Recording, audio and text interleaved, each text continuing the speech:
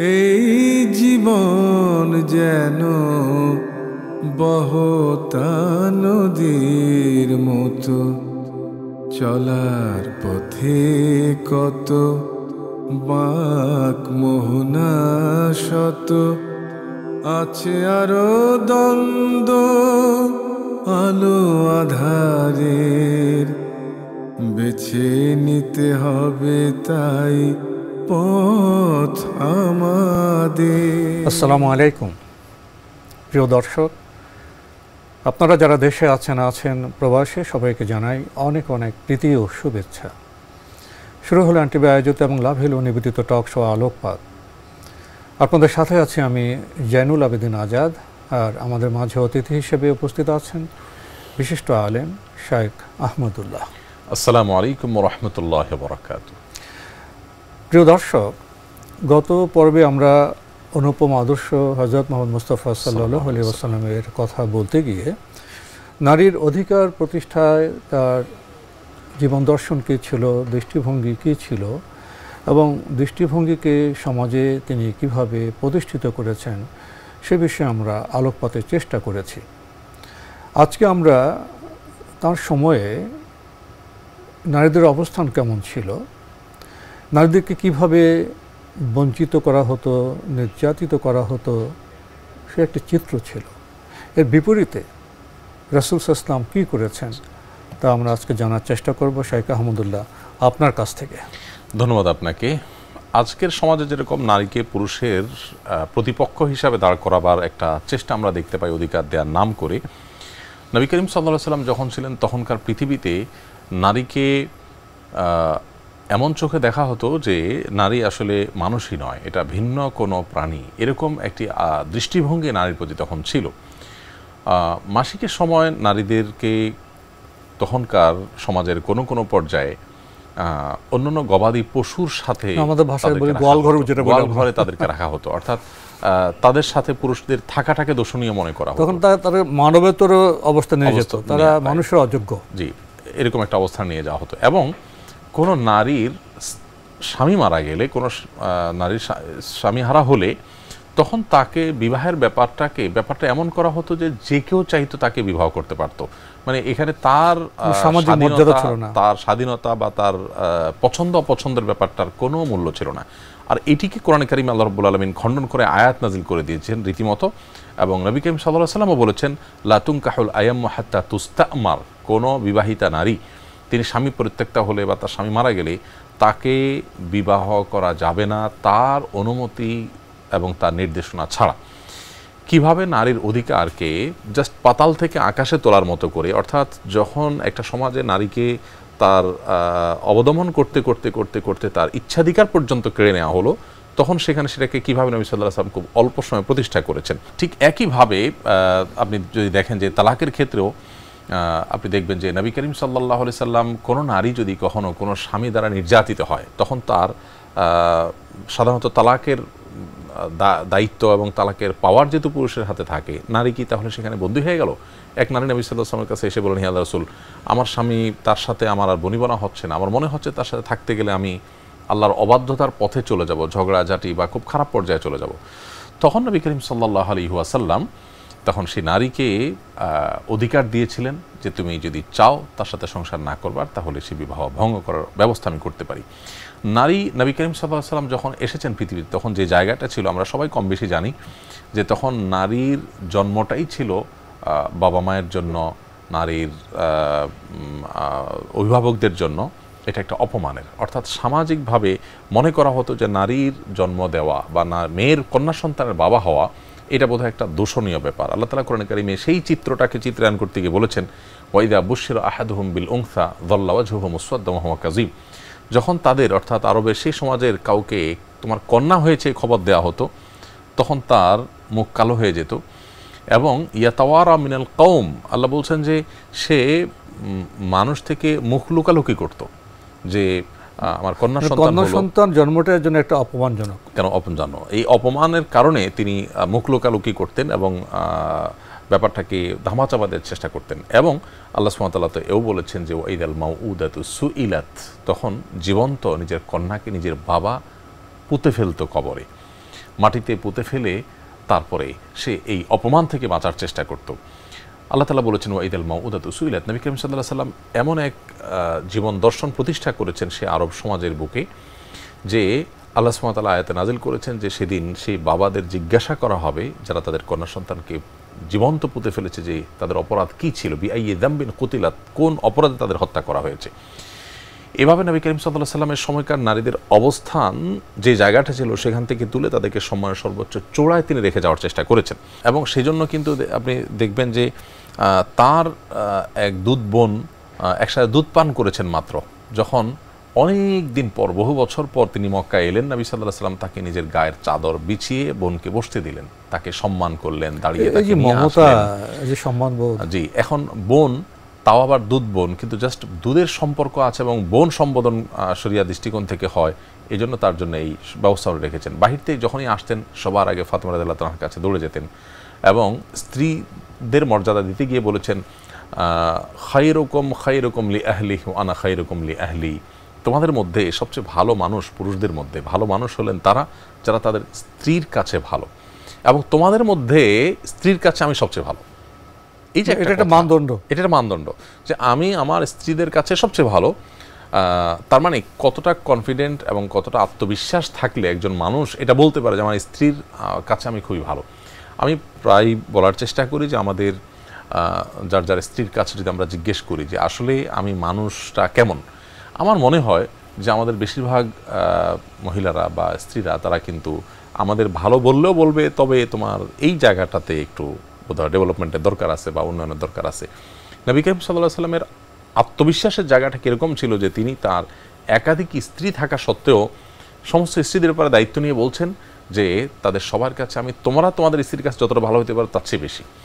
তো নারীকে যেখানে মানুষ হিসাবে গণ্যই করা হতো না, মানবিক মর্যাদায় দেওয়া হতো না, সামাজিকভাবে নারীর জন্মটাকেই অপমানকর বিষয় মনে করা হতো, সেই সমাজের বুকের উপর দাঁড়িয়ে নবী সাল্লাল্লাহু আলাইহি ওয়াসাল্লাম তাদেরকে মর্যাদার সর্বোচ্চ আসনে আসীন করেছেন, তাদেরকে জন্মদান করাটাকে গৌরবের উল্লেখ করেছেন, জান্নাতে যাওয়ার কারণ হিসাবে উল্লেখ করেছেন, তাদের সাথে সদাচরণ করাটাকে নবী সাল্লাল্লাহু আলাইহি ওয়াসাল্লামের সাথে জান্নাতে থাকার কারণ হিসাবে উল্লেখ করেছেন। এবং নারী যদি দাসীও হয়, নবী সাল্লাল্লাহু আলাইহি ওয়াসাল্লাম তাদের সম্পর্কে বলেছেন যদি কারো যদি কোনো সেই সময়ের প্রেক্ষাপটে কোনো যদি কারো যদি দাসী থাকে কোনো কন্যা, কোনো নারী, সে যদি তাকে সুন্দর শিক্ষা দেয় এবং সুন্দর শিষ্টাচার শিখায় এবং তাকে স্বাধীন করে দেয়, মুক্ত করে দেয়, দাসী না রাখে, দাসত্ব থেকে তাকে মুক্ত করে দেয়, শৃঙ্খল থেকে, এরপর যদি কেউ তাকে স্ত্রীর মর্যাদা দেয়, দেখুন এখানে দাসত্ব থেকে মুক্ত করে দেয়, সুশিক্ষা দেয়, সুন্দর শিষ্টাচার শিখায়, দাসী বলে ইগনোর না করে তাকে বরং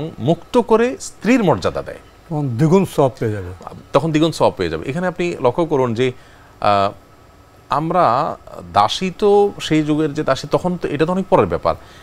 সাধারণত কাজের মেয়ে, কাজের মহিলাদেরকে আমরা যে দৃষ্টিতে আজকাল দেখি, আমরা যত নারীর অধিকারের কথা বলি, আমাদের বাসা বাড়িতে, আমাদের অফিসে, বিভিন্ন জায়গায় যখন নারীরা কাজ করেন বা তারা হয়তো ছোট কোনো কাজ করেন, কোনো কাজ ছোট হয় না কিন্তু তার দায়িত্বটা হয়তো অত বড় নয়, তো এইরকম কাজগুলো যারা করেন তাদেরকে আমরা যে চোখে দেখি, সেখানে নবী সাল্লাল্লাহু আলাইহি ওয়াসাল্লাম বলেছেন যে সেই দাসী হলে তাকে তুমি সুশিক্ষা দিয়ে উত্তম আদর্শ শিখিয়ে তারপরে তাকে তুমি মুক্ত করে দিয়ে তারপরে বিবাহ করলে, মানে শুধু মুক্ত করে দেওয়া নয়, এত মহানুভবতা, কত দূর যেতে হয় একজন মুসলিমকে, এত দূর যদি তুমি করতে পারো তাহলে তুমি যতগুলো ভালো কাজ করেছো এগুলো অন্য কারোর সাথে করলে যে সওয়াব পেতে, এই জায়গায় শুধু একজন নারী দাসী হওয়ার কারণে তার প্রতি তুমি এই সদাচরণ করবার কারণে ডাবল সওয়াব পাবে। আপনার এই কথার প্রেক্ষাপটে একজন গণমাধ্যম কর্মী হিসেবে আপনার সামনে আমি একটা বিষয় পেশ করতে চাই।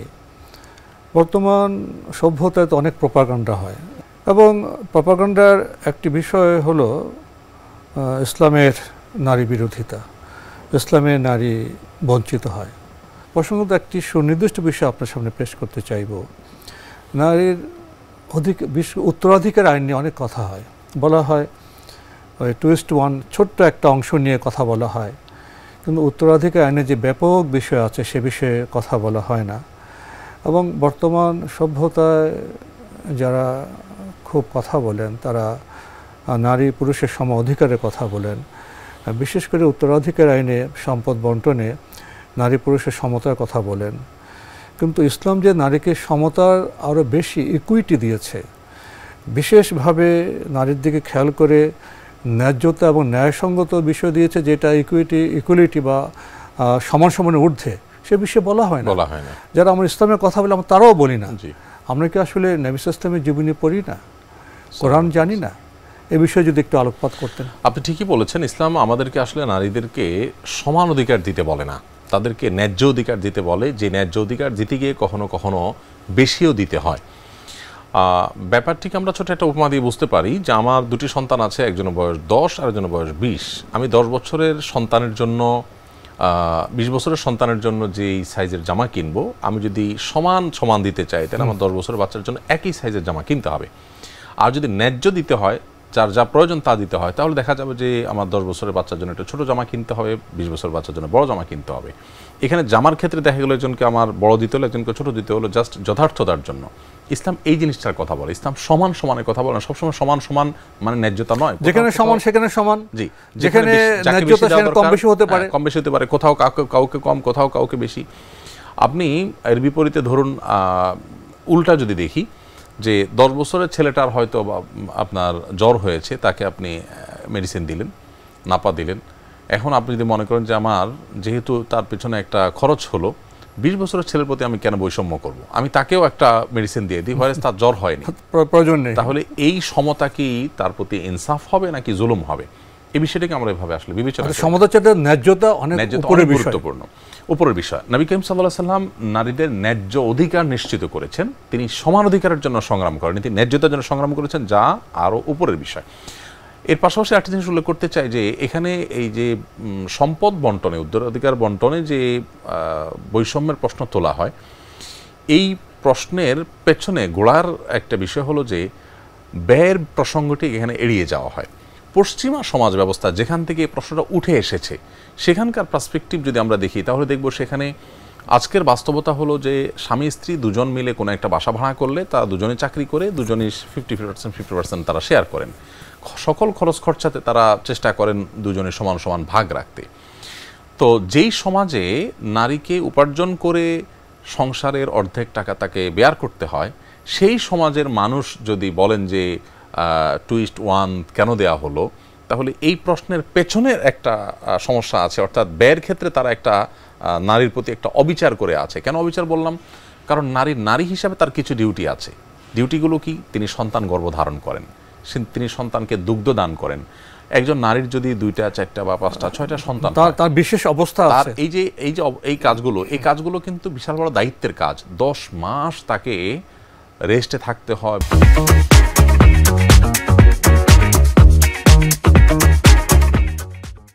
নারীর যে কাজ, যেমন আপনি বলছিলেন বিরতির আগে, নারীকে গর্ভধারণ করতে হয়, তার বিশেষ অবস্থা আছে, দুগ্ধদান করতে হয়। এই কাজগুলো তো এমন যে বছরকে বছর লেগে যায়। দুগ্ধদান এবং ধারণ দুইটাকে মিলিয়ে যদি আমরা দেখি, তাহলে প্রায় 3.5 বছর থেকে 4 বছর একজন নারীকে স্ট্রাগল করতে হয়, বিশেষ অবস্থা থাকতে হয়। এবং এই দায়িত্বগুলো পালন কখনো পুরুষ করতে পারেন না। একজন নারী তার যে সৃষ্টিগতভাবে বায়োলজিক্যালি তার যে দায়িত্বগুলো আল্লাহ সৃষ্টিকর্তা আল্লাহ তাআলা তার মধ্যে দিয়ে রেখেছেন, এবং এটার কোনো বিকল্প পথ নাই সে অর্থে, সেই নারী সে কাজগুলো করছেন। পাশাপাশি তাকে আবার স্বামীর সংসারে যদি 50% খরচ খরচা শেয়ার করতে হয়, এটা তার প্রতি অবিচার, এটা তার প্রতি জুলুম।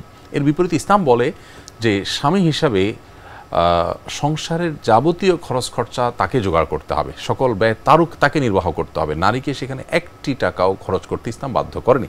এমনকি নারীর যদি টাকা থাকেও, তিনি যদি সম্পদশালী, নিজস্ব সম্পদে তিনি সমৃদ্ধ হন, তারপরও তিনি স্বাধীন, তিনি বাধ্য নন স্বামীকে টাকা দিতে। স্বামীর প্রতি অনুগ্রহ করতে পারেন, সেটি ভিন্ন বিষয়, কিন্তু স্বামী এটা বলতে পারে না তোমার তো অনেক আছে, তুমি আমাকে দাও। স্বামীর সংসার, তার নিজের ভরণ পোষণ, তার সন্তান সন্ততি, তাদের কোনোটাতে তার কোনো খরচ করতে হয় না। সেই অবস্থায় যদি আমরা দেখি যে খরচের ক্ষেত্রে ইসলাম তার জন্য রেখেছে খরচের খাতায় 0, আর প্রাপ্তির খাতায় মা বাবা উভয় থেকে তিনি যদি ভাইয়ের অর্ধেক পান, অর্থাৎ আমরা যদি দেখি যে 2:1 ক্ষেত্রে তিনি 1 পাচ্ছেন। আবার একইভাবে তিনি যখন স্বামী হারা হন, অর্থাৎ স্বামী মারা যান, তখন স্বামীর সম্পদ থেকেও তিনি কিন্তু ভাগ পাচ্ছেন, কখনো 6 ভাগের 1 ভাগ অথবা 8 ভাগের 1 ভাগ, সন্তান থাকলে না থাকলে এর উপর ভ্যারি করে। আবার যখন তিনি বোন হচ্ছেন, তখন ভাইয়ের সম্পদ থেকেও পাচ্ছেন। আবার যখন তিনি মা হচ্ছেন তখন সন্তান থেকে পাচ্ছেন। তার মানে নারীর জীবনে তিনি 4 জায়গা থেকে অ্যাসেট পাচ্ছেন। অথচ অর্থনৈতিক দায়িত্ব নেই, অর্থনৈতিক কোনো দায়িত্ব নেই, কিন্তু পাচ্ছেন 4 চতুর্মুখী। আর তার ভাই যে 2 টাকা পেল তাকে স্ত্রী গ্রহণ করতে হবে, সন্তানের দায়িত্ব পালন করতে হবে, বোনের কোনো বিপদে পড়লে সে দায়িত্ব আছে, বাবা মার দায়িত্ব আছে। এমন বাবা মা নয়, বাবা মার যারা বন্ধু বান্ধব আছে তাদেরও দায়িত্ব। তাহলে ব্যাপারটা এমন হলো যে আমি আপনাকে 2 টাকা দিয়ে বললাম যে এই টাকা দিয়ে আপনি নিজে খেতে হবে, ছেলে মেয়েকে খাওয়াইতে হবে, স্ত্রীকে খাওয়াইতে হবে, বাবা মাকে খাওয়াইতে হবে, শ্বশুরবাড়ি যাওয়ার সময় মিষ্টিটার বিলও আপনাকে দিতে হবে, আবার বাপের বাড়িতে যাওয়ার সময় ফলের বিলটাও আপনাকে দিতে হবে। আর আরেকজনকে আমি 1 টাকা দিয়ে বললাম, 1 টাকা দেওয়া হলো, 1 টাকা দিয়ে বললাম যে দায়িত্ব নেই, তুমি অন্যদের দায়িত্বটা তো অনেক পরের বিষয়, তোমার নিজের ভরণ পোষণের দায়িত্ব তোমার উপর না, সেটা তার উপর বর্তাইছে। তোমাকে টাকাটা দেওয়া, তুমি যা খুশি তা করতে পারো। এখানে যদি কোনো মানুষ বলে যে এই 1 টাকা যাকে দেওয়া হয়েছে তাকে কম দেওয়া হয়েছে, তাহলে আমার মনে হয় এই বলাটা তার ভুল ধারণা থেকে হয়েছে, এটা ন্যায়সঙ্গত হবে না, এটা ন্যায়সঙ্গত বলা হলো না। নারীকে প্রিয় নবী সাল্লাল্লাহু আলাইহি সাল্লাম যে জায়গা দিয়ে গেছেন, যে জায়গা রেখে গেছেন, দেখুন বিবাহ করবেন আপনি, মোহর দিবেন আপনি, নারীকে মোহর দিতে হবে না। শরিয়া তো এটা বলতে পারতো, ঠিক আছে নারীরা পুরুষদেরকে মোহর দিবে, কেন এরকম একটা যুক্তি দাঁড় করানো যেত, সমান দিবে এরকম একটা যুক্তি দাঁড় করানো যেত। যেহেতু সারা জীবনের জন্য নারীর দায় দায়িত্ব সব পুরুষ বহন করবে, বাধ্য শরিয়ার দৃষ্টিকোণ থেকে তার সকল খরচ খরচা দিতে বাধ্য, অতএব শুরুতে একটা টোকেন মানি, একটা সম্মানী হিসাবে নারী দিতে হবে, সেটা তো বলেনি। মোহর হিসাবে নারীকে দেওয়া হচ্ছে বাবা থেকে, মা থেকে, ভাই থেকে, সন্তান সন্ততি থেকে, স্বামী থেকে, সব জায়গা থেকে তিনি পাচ্ছেন, আর খরচের বেলায় একেবারে 0। তাহলে এটা দেখা যাচ্ছে যে যেটা আমাদের পাশ্চাত্যের ভাইয়েরা বলছেন যে ইসলামে নারীর প্রতি বঞ্চনা আছে, তারা ইকুয়ালিটির কথা বলছেন, সমানের কথা বলছেন। আপনার বক্তব্য থেকে স্পষ্ট হলো ইসলাম ইকুয়ালিটি সমান না, এর থেকে বেশি ইকুইটি দিয়েছে, ন্যায্যতা দেওয়ার কারণে নারীকে পুরুষ থেকে বেশি দেওয়া হয়েছে। আপনি এতক্ষণ যে কথা বললেন, এটা যদি আমি একটি শব্দের সমীকরণ করি, তাহলে আপনি দাম্পত্য জীবনের কথা বলেছেন। দাম্পত্য জীবনের দর্শন, সৌন্দর্য, দায়িত্ব এটা সুনির্দিষ্ট বিষয়, যে পাশ্চাত্য থেকে সমালোচনা করা হয় এবং তাদের অনুসরণে অন্ধভাবে মুসলিম দেশেও যে সমালোচনা করা হয়। অনেকে ভাবছে আমি নারী অধিকারের কথা বলে প্রগতিশীল হচ্ছি। বিবেচনার বিষয় হলো পাশ্চাত্য থেকে যারা ইসলামের উত্তরাধিকার আইন নিয়ে কথা বলছেন, সেখানে কি আসলে দাম্পত্য জীবন আছে? পশ্চিমা সভ্যতার মানদণ্ড যদি আমরা দেখি এই বিষয়টিকে, তাহলে দেখব যে তারা, আমি যেটি বলছিলাম, নারীর প্রতি রীতিমতো অবিচার করছে। কিভাবে অবিচার করছে? যেটা আমি বললাম, নারীর যে সৃষ্টিগত দায়িত্বগুলো, ডিউটিগুলো, সেগুলো তো তাকে পালন করতেই হয়, সন্তান গর্ভে ধারণ করা, সন্তান দুগ্ধদান করা ইত্যাদি ইত্যাদি। এর পাশাপাশি তাকে সংসারে তাকে অংশগ্রহণ করতে হয়, তাকে চাকরি করতে হয়, উপার্জন করতে হয় এবং সংসারে তাকে টাকা দিতে হয়। এখানে কিন্তু নারীকে ঘরের দায়িত্ব নিতেও বাধ্য করা হচ্ছে, যেটা সৃষ্টিগতভাবে তিনি নিতে হচ্ছে, আর বাহিরের দায়িত্ব তার কাঁধে চাপানো হচ্ছে। বলা হচ্ছে অধিকার, কিন্তু দেয়া হচ্ছে দায়িত্বের বোঝা। পক্ষান্তরে শরিয়া বলে যে নারী তার সৃষ্টিগতভাবে, বায়োলজিক্যালি তার যে বৈশিষ্ট্য আছে, তার আলোকে তিনি তার বিশেষ বিশেষ দায়িত্বগুলো তিনি পালন করবেন, আর বাহিরে টোটাল সাইডটা একজন পুরুষকে দেখতে হবে। তাহলে এই জায়গাটাতে আমরা দেখি যে ন্যায্যতা আছে, সুবিচার আছে, কিন্তু পশ্চিমা সভ্যতা যেভাবে দেখে সেভাবে যদি দেখেন আপনি, তাহলে নারীকে অধিকার দিতে গিয়ে আপনি তার কাঁধে দায়িত্বের বোঝা বাড়িয়ে দিয়েছেন। আপনি যেটি বলেছেন যে দাম্পত্য সেখানে আছে কিনা, দাম্পত্য সম্পর্ক এবং পারিবারিক সম্পর্কগুলো তাদের ভাঙতে ভাঙতে এমন একটা পর্যায়ে চলে গেছে, এখন সেখানে বিবাহের হার নাই বললে চলে, কমতে কমতে একটা ভয়াবহ পর্যায়ে চলে এসেছে, সন্তান জন্মের হার কমতে কমতে ভয়াবহ পর্যায়ে চলে এসেছে, এবং পারিবারিক জীবনে যে সম্প্রীতি, সৌহার্দ্য, ভালোবাসা, এটি তাদের কাছে অনেকটা সোনার হরিণ হয়ে গেছে। কারণ হলো এই জায়গাটাতে সবাইকে সর্বেসর্বা মনে করে, বিবাহ বহির্ভূত সম্পর্ক হয়, দাম্পত্য জীবন কোথায় সেখানে নাই। তো দাম্পত্য জীবন না থাকার কারণে, বিবাহিত সম্পর্ক থাকার বেশি হওয়ার কারণে তাদের মধ্যে কিন্তু সন্তান জন্মের হার কমতে কমতে কমতে সেটা এমন একটা পর্যায়ে চলে এসেছে, প্রত্যেকটা পশ্চিমা দেশকে আপনি দেখবেন, প্রত্যেকটা দেশ অলমোস্ট তারা বাহির থেকে লোকজন এনে তাদের দেশকে চালাতে, অর্থাৎ দেশের যে স্বাভাবিক কার্যক্রম এটা চালানোর জন্য বাহির থেকে তাদের লোকজন হায়ার করতে হয়, স্টুডেন্ট ভিসা লোকজন দিয়ে, রিফিউজিদেরকে টেনে বিভিন্নভাবে তাদের দেশের কার্যক্রম চালাতে হয়। সময় শেষের দিকে একটি গুরুত্বপূর্ণ বিষয় বোধহয় না বললেই নয়, এই যে ইসলামের দাম্পত্য জীবনকে গ্রহণ না করার কারণে পাশ্চাত্যে যে বিষয়টি হয়েছে, সেখানে তো আর এখন পরিবার হয় না, যেটির মধ্যে সেখানে হোটেল মোটেলের ব্যবসা খুব বাড়ছে। আরেকটি যেটা মানব জাতির জন্য লজ্জার বিকৃতি, সেখানে সমকামিতা প্রসার হচ্ছে রাইট। এবং এর কারণে যে অসুস্থতা, বিভিন্ন রোগ আসছে, ব্যাধির তো বিস্তার এগুলো তো আসলে মানব ঘটছে। জাতিকে ধ্বংসের দিকে ধ্বংসের দিকে নিয়ে যাচ্ছে। দাম্পত্য জীবনের মাধ্যমে তো আমাদের যে মানব বংশের যে মানব বংশ বিস্তার হবে, টিকে তো আমরা থাকবে। এই পর্যন্ত এসেছি। যদি সেখানে ইসলামের সে দাম্পত্য জীবন না থাকে, সে পবিত্রতা না থাকে, সেখানে যে সমকামিতা চলে আসে, তাহলে তো আপনি যেটা তাহলে মানব বলছিলেন সভ্যতাই হুমকির মধ্যে পড়বে, মানব সমাজের, মানব জাতির বিকাশ তো ঘটবে না। অস্তিত্বই হুমকির মধ্যে পড়বে। এ বিষয়ে বোধহয় আপনার আরো অনেক কথা ছিল, কিন্তু সময়ের কারণে আজকে আমাদের এখানে শেষ করতে হচ্ছে। শেখ আহমদুল্লাহ, আপনি কষ্ট করে আমাদের স্টুডিওতে এসেছেন, সময় দিয়েছেন, সেজন্য আপনাকে অনেক ধন্যবাদ। ধন্যবাদ আপনাকেও। প্রিয় দর্শক, আমরা দেখছিলাম এনটিভি আয়োজিত এবং লাভ হলো নিবেদিত অনুষ্ঠান আলোকপাত। আমাদের এই অনুষ্ঠান আপনারা এনটিভি অনলাইনেও দেখতে পারবেন, ভিজিট করুন www.ntvbd.com। এছাড়া ইউটিউবে এবং আমাদের ভেরিফাইড ফেসবুক পেজে অনুষ্ঠান দেখতে পারবেন।